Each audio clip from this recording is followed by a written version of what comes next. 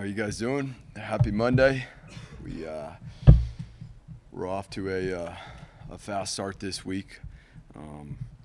We obviously spent the day yesterday evaluating our previous game and looking at the things that we can grow from to be better down the stretch here as we move forward, 1 week, one game at a time.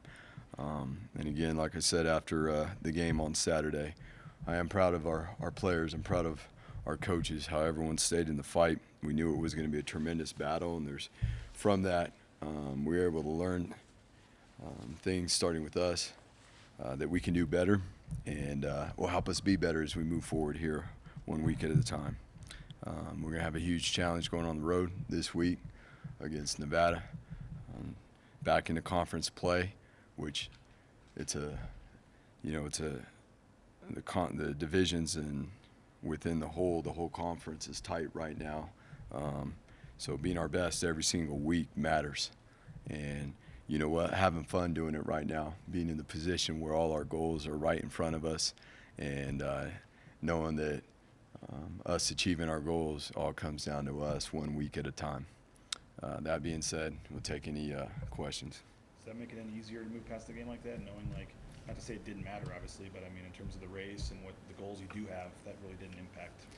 Well, I think no matter what it is, if you've played sports, you know that that's part of the competition is moving forward and getting back out there and getting going again. And fortunately enough for us, we have so much sitting right in front of us.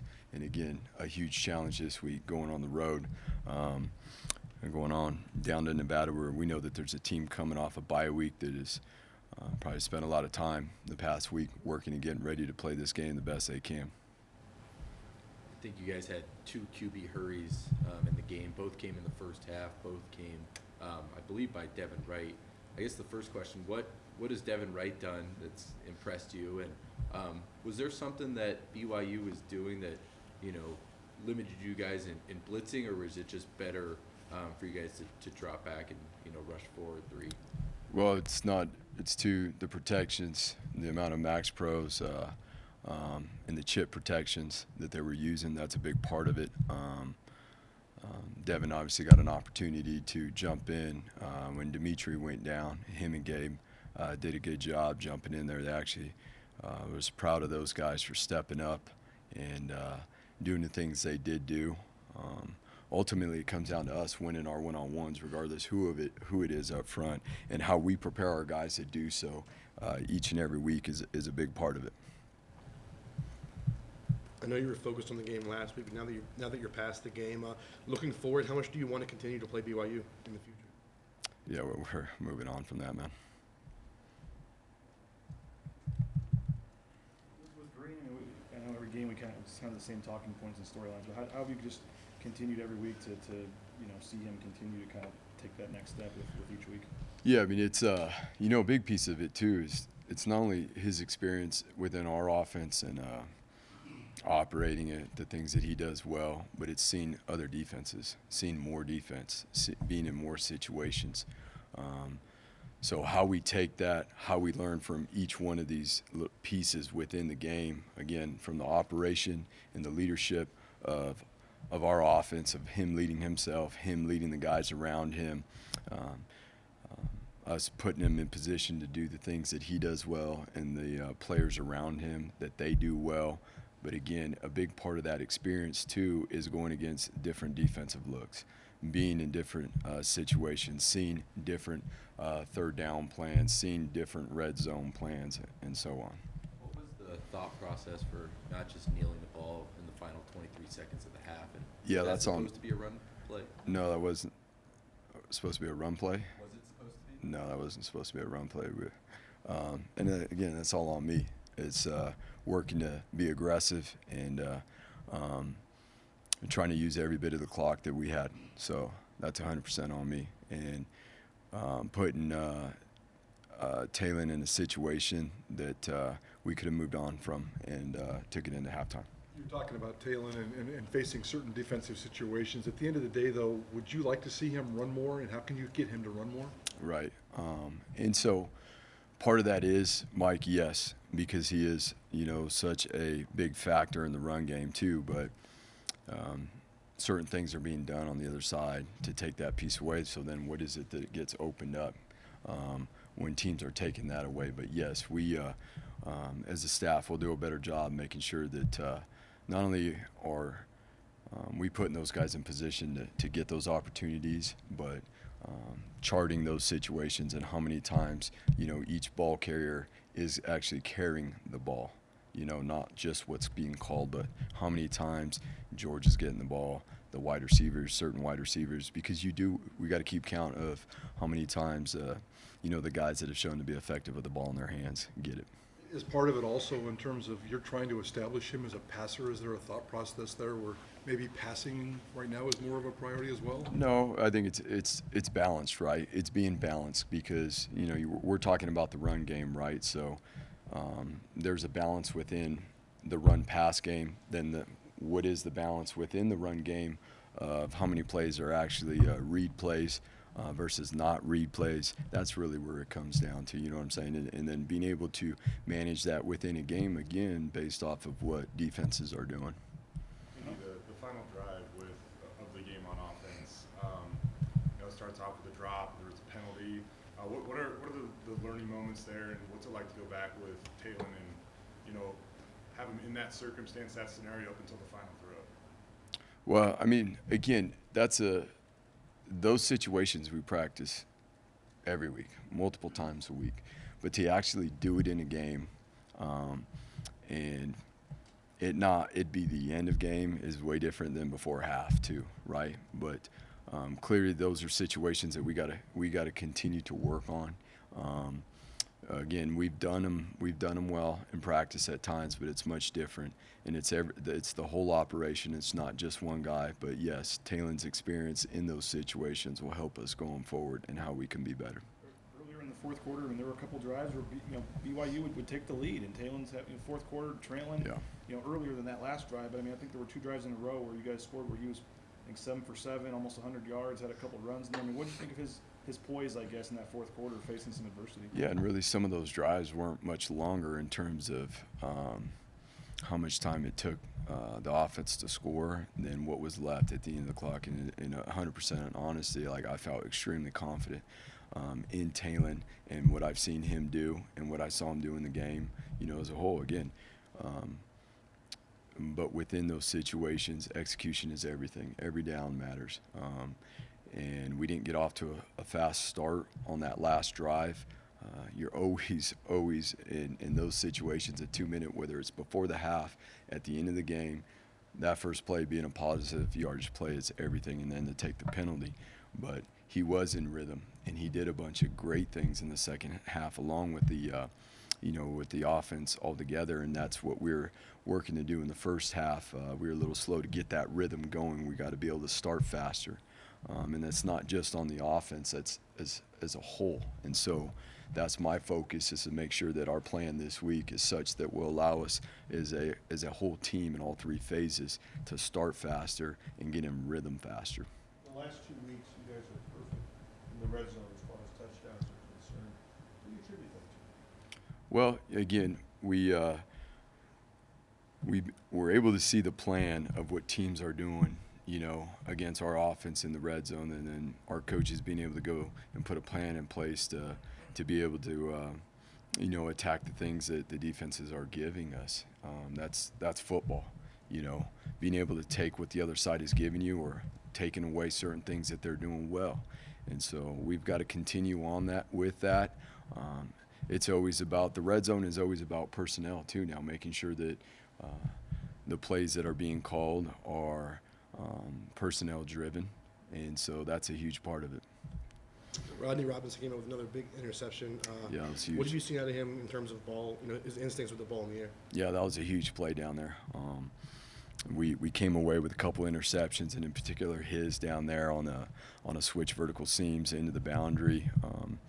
Number one, the identification of the set and having an idea that was coming, and then to be able to execute and finish and make that play was huge. I mean, those takeaways down there in the red zone, those are what kept us right there in the fight throughout, and obviously our offense being able then to gain rhythm and momentum. I know we ask you about Talon and his development every week, but it just continues to seem like it's progressing. Like, how much?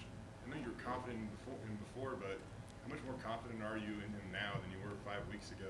And how much is he excited about the future of working with him? Oh, extremely excited about the future. I'm extremely excited about tomorrow, to be honest with you, to see how he comes out there to practice tomorrow, to see the plan get put into motion. But the future going forward, I mean,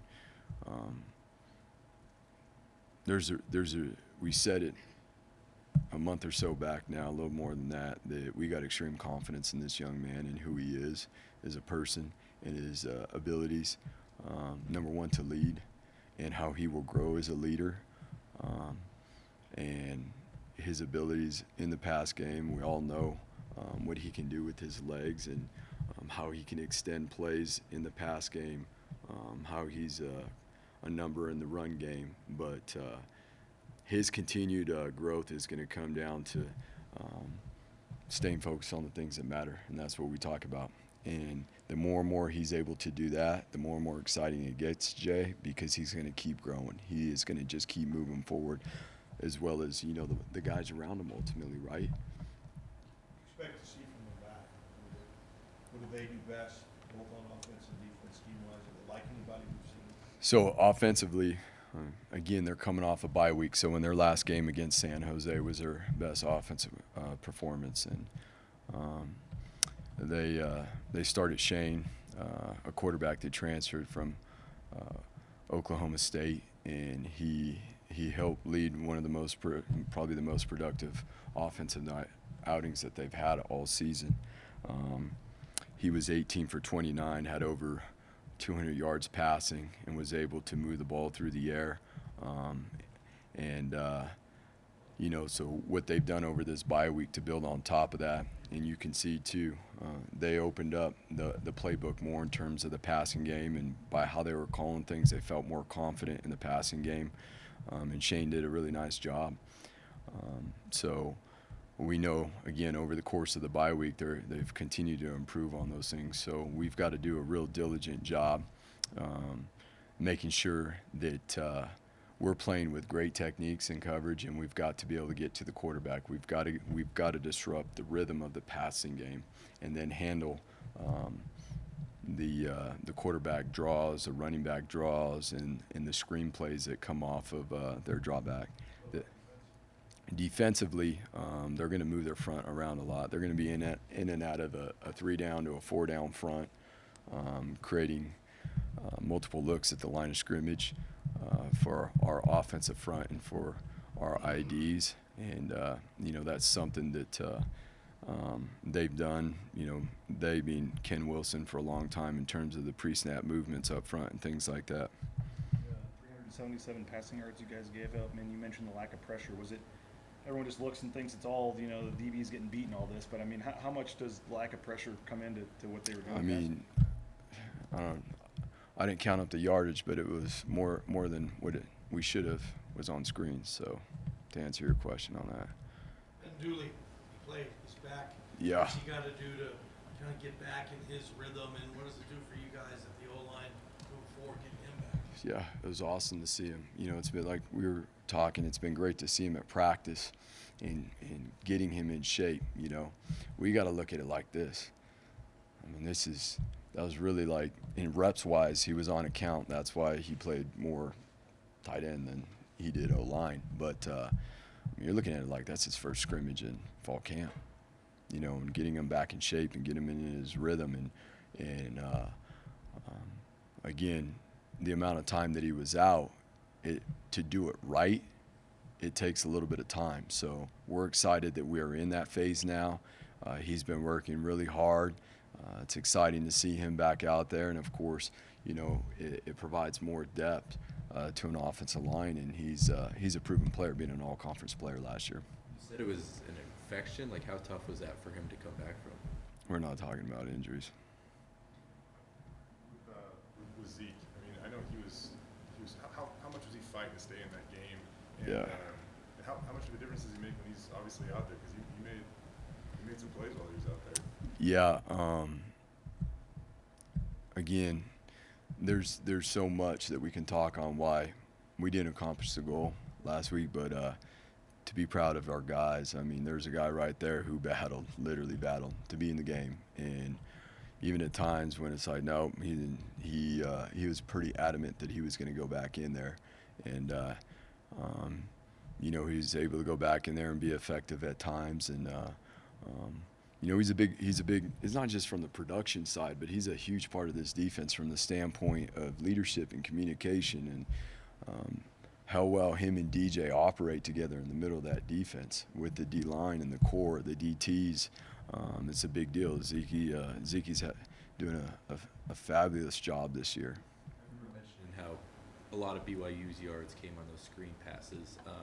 You guys not defending those as well as you wanted. Is that not getting off blocks, missing tackles? Like, what do you attribute that to?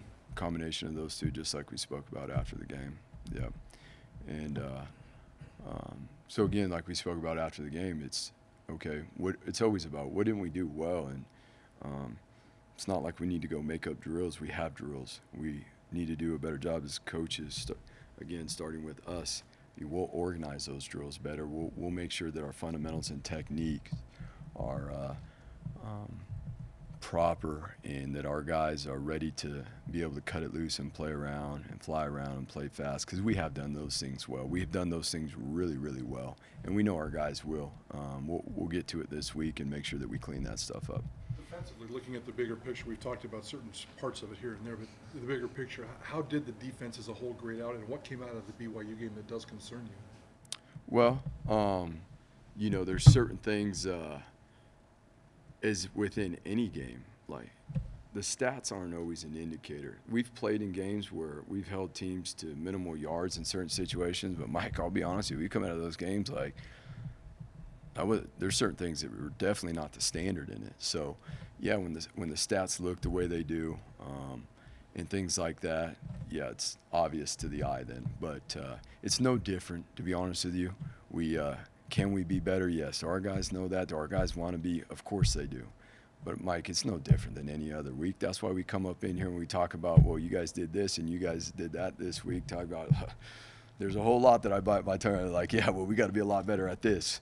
You know, we got to be a lot better at that. And then we get to it and doing it, and our guys. That's why our guys are so great.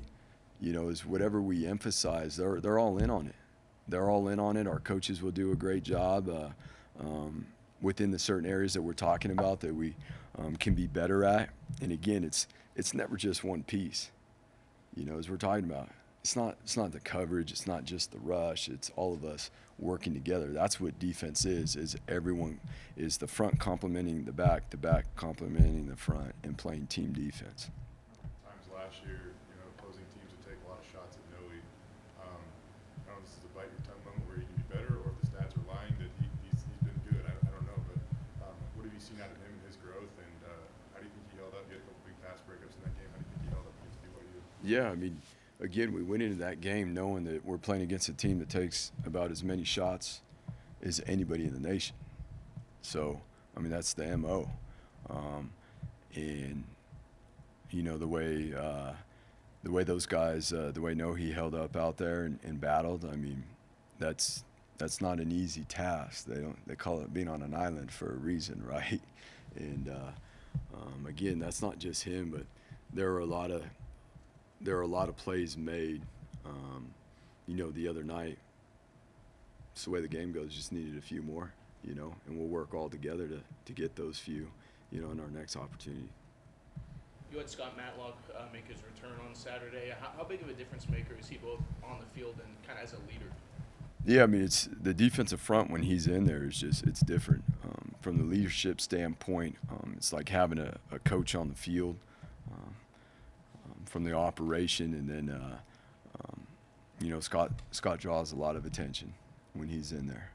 He's disruptive in the run game, in the pass game, and so Scotty's been huge. And I know you know the way he works, and yesterday, you know, having conversations, he's looking forward to being his best down the stretch right here for the team, you know, and I'm excited to see him do that and help him do that. At the first basketball game on Wednesday, and I'm just curious in terms of when the basketball team's winning, how does it help the football team, and how does the football team help them? And I know, I guess at some point, Coach Rice has spoken to the team. I don't know if it was last year or the summer or something, but what, maybe it was before you got here, but I'm just, what's that relationship like, I guess, and how do you guys help each other? We're all Broncos, and that's one thing that we're working to do here all together. It's there's different sports in this athletic department, but we're all pulling for each other and we're all helping each other. We're looking forward to seeing our basketball team and Coach Rice have an unbelievable year. Coach Rice has come and spoke to our team and comes to our practices, and when our season, here after next month is over in January and February, we'll be at the basketball games too, and with our players, and our players go, and we'll be there with our families. It's, as well as the other sporting events. That's the cool part about being here at Boise State, is that everybody supports each other, and we're all in for the common good and to grow. And the athletics program here, led by JD, and JD brings that to the table, the way he brings people together. And I'm just, it's a blessing to be a part of it, because I'm just going to say, at times it hasn't always been that way. With Gabe, he's a guy that went from not a lot of playing time to a whole lot of it. How has he handled it? And for a guy that, the bullets are live now, how do you slow things down for him, for a young guy that, again, that's a big up Right. quickly? Yeah. And until you get that experience, much like we were talking about with some of the other guys, whether that's Cortez, we're talking about even Talon, Wright. Practice is practice, but getting the game reps and the game speed's different. It is. And we work as diligent and the best we can and being smart about it in practice to get that speed as close as we can, but there's nothing like jumping in there. And at that point, you can't do anything but draw and rely on your training and your preparation and how you practice. And that's the cool thing about this sport, is you build your rhythm. You prepare your instincts, you prepare your mind and your physical ability throughout the week, so that you can go out there and react and play fast on game day. And that's the cool thing about this sport. You only play once a week. The rest of the week, you're getting yourself ready. Thank you, guys.